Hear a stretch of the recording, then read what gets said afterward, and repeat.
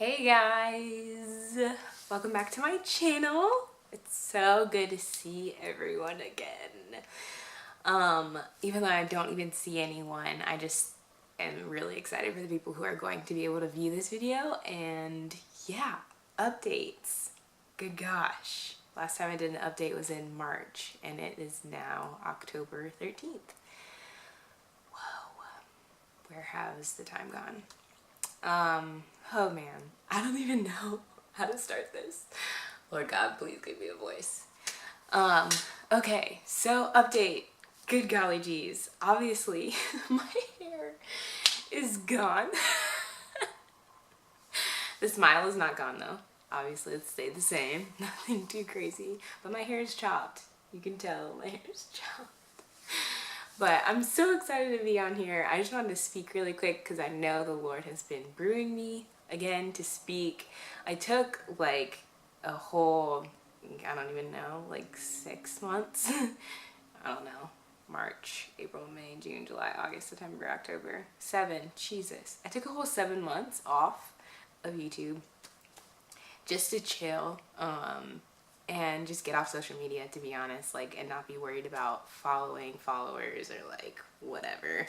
I just think it's too much. Honestly, my mind is not built that way. I'm like a totally different person. I don't deal with like, I don't know. I'm really weird. I don't deal with like the micro stuff. I'm an overall person. If it's not working for me, it's not working for me. So I need to push it aside and do something else. But I feel like the Lord's been calling me to speak again. And so I'm excited to be on here to speak and talk and sit and chat with you guys again. To say whatever he wants me to say. So really, honestly, a lot that's changed is healing. Literally a lot and a lot and a lot of healing, like deep inner work. And just kind of getting down to the nitty gritty of everything, like why did it all happen the way that it did, what was the cause of it. And honestly, I talked about this in my divorce video, but literally once I left the relationship, my whole perspective on life changed. So it was like a whole new person had like been birthed, and I was trying to figure out who I was, like how do I walk, how do I talk, how to make my own decisions and things of that nature. So yeah, it's just been a whole new space for me, like deeper healing. Because I know last time we talked, it was about like grief and like updates on who and what I'm doing. But I feel like now I'm actually like living, if that makes sense, and actually being present with people, experiencing life with people and loving on people the way that they need to be loved, or the way that I feel like the Lord is calling me to love them at that time. So going back, I feel like, to be honest, a lot of the stuff that happened in my relationship, I had to like just kind of take a very deep look at it, and deep look at who I am and what I'm doing and what I stand on. And a lot of that honestly was driven from like this perfectionist spirit that I have, that lingers often. And literally it was just like trying to fix. Everything needs to be fixed. There's always something wrong with somebody, or something's going wrong, so everything needs to be fixed all the time. There's always a cleanup on aisle 12, all that kind of stuff. So I felt like I was going through this deep, like, why am I wired in the way that I'm wired? And why do I feel like I'm always getting into relationships to fix people, or make them better, or make them see who they really are, like all this stuff, you know. I feel like that's something I struggle with as a woman, and just in my relationships with men, it's always like, I'm here because you need to be fixed, or I need to figure out a way to make you better. And that's not always the case. In a lot of relationships, it's very unhealthy to like do that ever with anyone, because honestly, one thing I've been working on is accepting myself for who I am right now. Like, sure, I've gone through a lot of different revelations of healing, of like why I am who I am, why what happened, why am I made this way, why am I wired certain ways, and just coming into deeper revelation of who I am.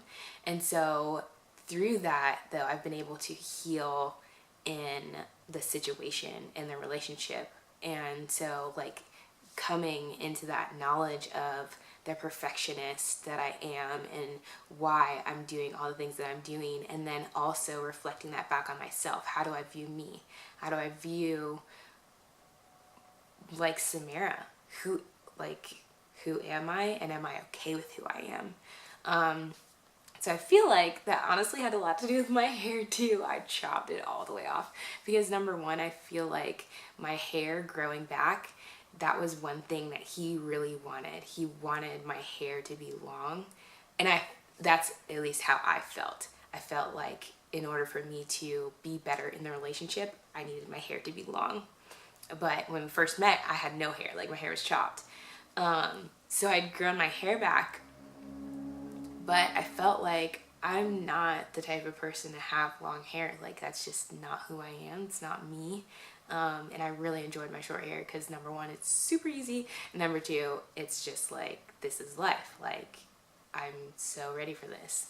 But another thing I wanted to do was go blonder. Like, I just wanted to be blonde. Just because I felt like the Lord was cleansing me so deep that, like, literally he's washing me white as snow, and just feeling that. And then also lately I've been getting it chopped, as you can see, and not dyeing the sides, which is another level of like me accepting kind of some of my scars and some of my pain and allowing, y'all, I'm telling you, hair is deep. Like, hair is so deep. It's such a reflection, I feel like, of who you are and what you're coming into. So I'm like, really, this is just who I am, you know? And I feel like lately too, the Lord is also just showing me how to just do life. Like, literally do life with people and in their space and in their experiences and things that they're dealing with, because that, like I said, I was this fixer. Everything had to be perfect. It has to be good. It has to be, I don't know, perfect all the time, like micromanage. And lately I've literally just been like, you know what? I'm accepting you for who you are. Gay, straight, happy, sad, grieving, not grieving. Literally, I don't care who you are. I just want to accept you for where you're at right now.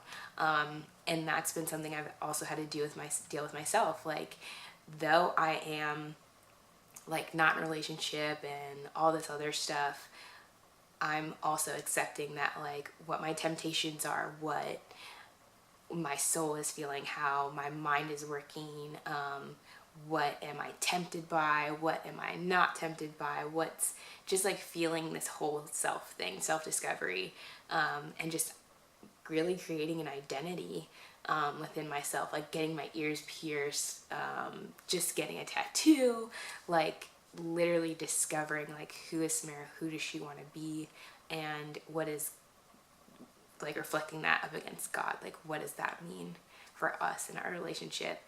And to piggyback off that, me and the Lord's relationship, y'all, when I tell you, like, my mindset has completely shifted in doing life and not trying to control people or change them.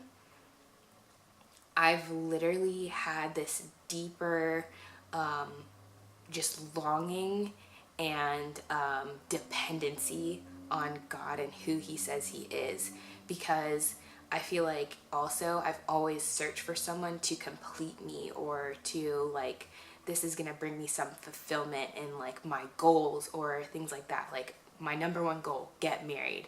Number two goal, have children, like that kind of thing. So literally I felt the Lord like really take off this mindset of there's someone completely perfect that's not going to ever do me wrong, and they're going to love me the way that I need to be loved all the time, 24/7. They're literally going to be God, right? And I really had to take man off of that pedestal of like, you are God. and really put God where he belongs, you know?